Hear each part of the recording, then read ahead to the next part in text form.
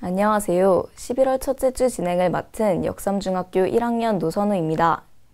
2011년이 시작된 지 얼마 되지 않은 것 같은데 벌써 달력은 2장밖에 남지 않았습니다. 시간이 물처럼 흐른다는 말이 실감이 나는데요. 모두들 시간을 황금처럼 사용하고 계시죠?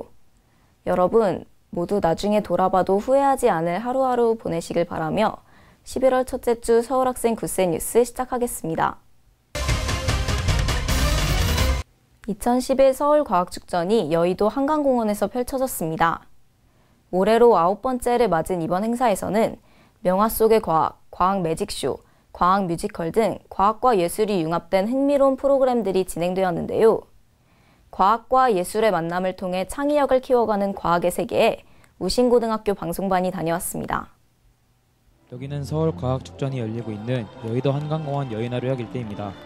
서울과학축전은 10월 21일을 시작으로 23일까지 열렸다고 하는데요.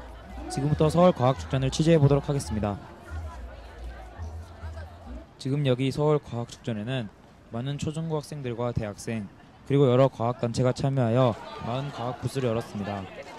서울과학축전은 총 8개의 마당으로 82개의 부스를 설치해 풍성한 과학체험을 할 수 있었습니다. 82개의 과학체험 부스는 각 부스마다 다른 주제를 가지고 열었기에 더욱더 재미있었습니다.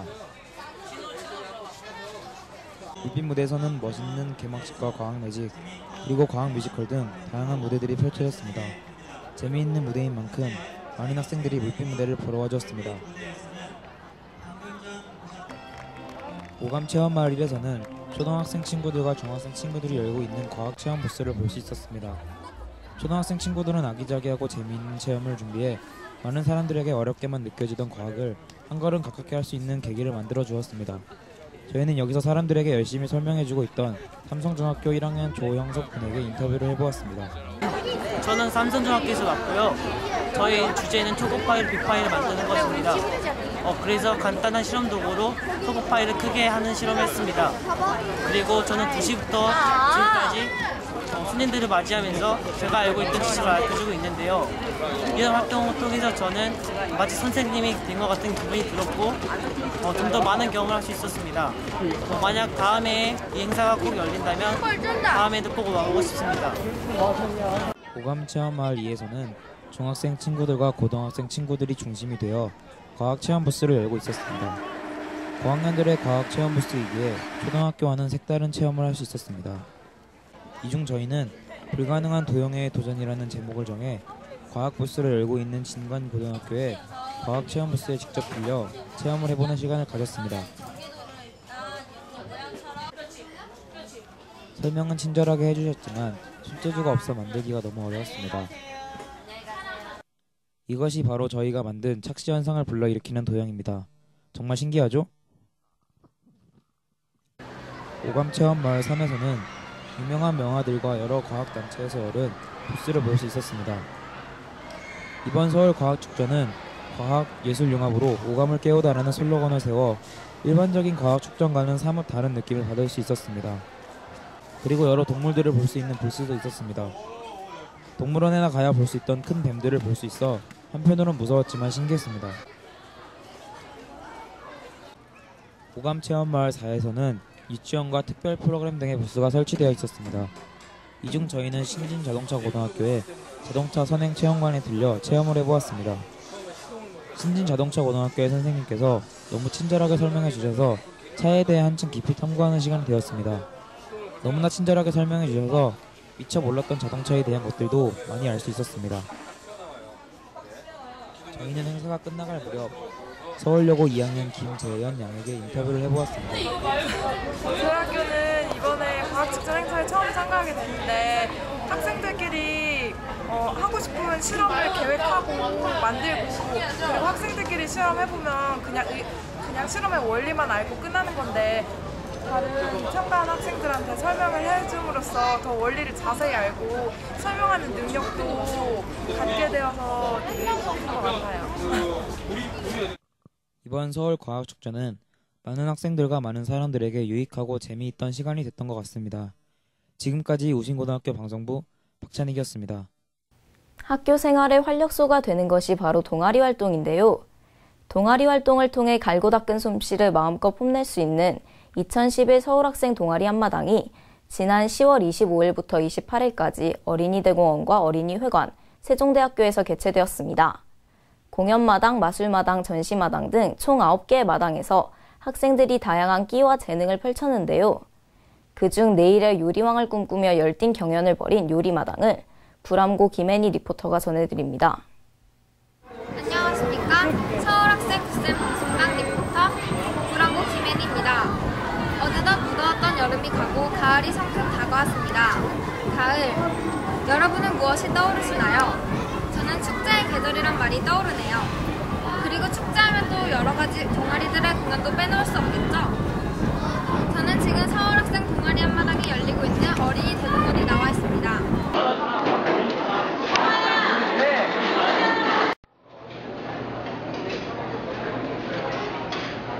정말 다채롭고 전통 깊은 동아리 한마당인데요. 오늘 저희는 그 중에서도 요리마당을 집중 탐구해볼까 합니다.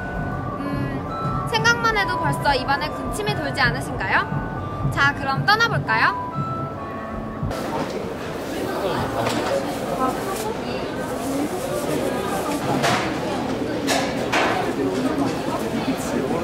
네, 안녕하세요. 어느 학교에서 오셨나요? 서울생활과학부에서 이 서울학생 동아리 한마당에 참가하신 동기나 계기가 있으신가요? 기능 영재반 자체가 대회나 이런 거 준비할 목적으로 만들어진 거기 때문에 저희는 항상 오늘 12시 반쯤에 심사가 있다고 하는데 1등 하실 자신 있으세요? 아니면 앞으로 다짐이나 각오 한마디만 해주세요. 지금 준비를 하시는 분들도 그렇고 또 앞으로 준비를 하고 싶은 분들이 있으시다면 이게 어려운 게 아니고요. 하지만 긴장이랑 노력해 충분히 하실 수 있습니다. 충분히 잊지 마시고 희망을 가지고 앞으로 훌륭한 직업을 만들 수 있었으면 좋겠습니다.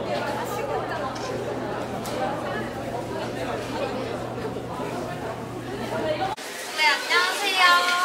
어느 학교에서 오셨어요?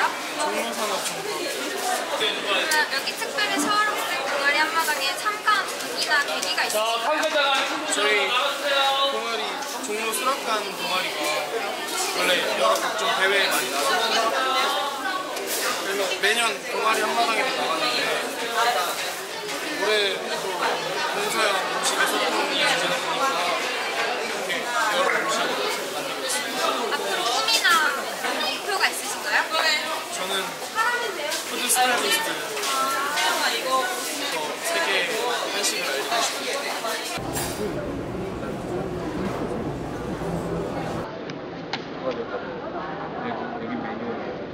앞에서부터 쭉 보면서 여러분들의 아이디어가 너무 보여가지고 들어도 보고 또 감동하는데요. 음식 자체가 다 맛있고 또 작품들이 굉장히 훌륭해요. 이대로 여러분들이 이제 요리 공부 계속해서 하신다면 분명히 몇 년 이내에 우리나라 요리가 발전하리라고 생각이 들어요. 오늘 너무 고생 많이 하셨어요.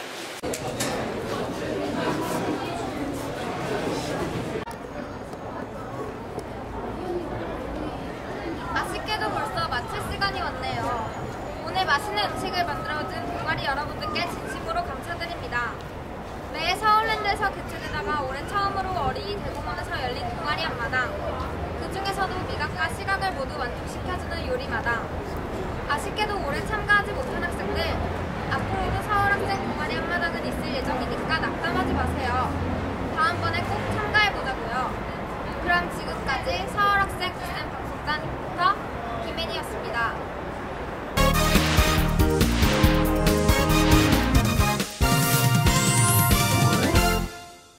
꿈을 지녀라. 그러면 어려운 현실을 이길 수 있다. 라고 독일의 시인 리케가 말했는데요. 여러분은 어떤 꿈을 가지고 계신가요?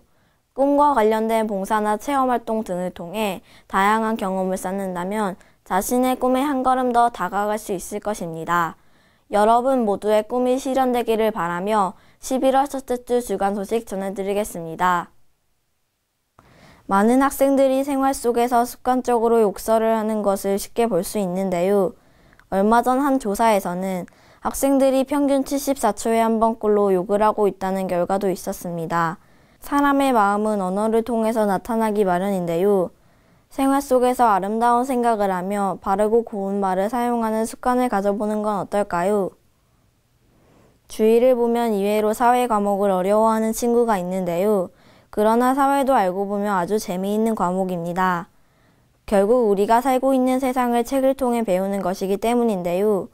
사회 공부를 더 잘하고 싶다면 우리 생활 주변을 관심 있게 지켜보도록 해보세요. 특히 매일 뉴스를 보고 신문을 읽어본다면 세상을 보는 눈이 생겨서 사회 시간이 지루하지 않고 더 재미있을 것이라 생각됩니다. 지금까지 친환경 무상급식 지원 대상에서 제외되었던 서울시내 공립초등학교 5학년, 6학년 학생들에게도 11월 1일부터 무상급식이 실시되었는데요. 양질의 친환경 급식으로 학생들의 건강과 식습관에 도움이 되었으면 좋겠습니다. 큰 일교차 때문에 감기에 걸리시는 분들도 많아지고 있습니다. 날씨가 많이 추워질 만큼 건강 잘 챙기시길 바라며 지금까지 주간 소식 이성경이었습니다. 여러분 학교도 축제를 마치셨나요? 오늘 뉴스에서 전한 서울학생 동아리 한마당은 정말 즐겁고 보기 좋았습니다. 공부도 열심히 해야겠지만 취미생활도 틈틈이 하시면서 건강한 11월 보내시기 바랍니다. 아울러 그동안 고생하신 수험생 언니 오빠들 수능 시험에서 좋은 결과 거두시길 바랍니다. 지금까지 서울학생 굿센 뉴스 노선우였습니다. 감사합니다.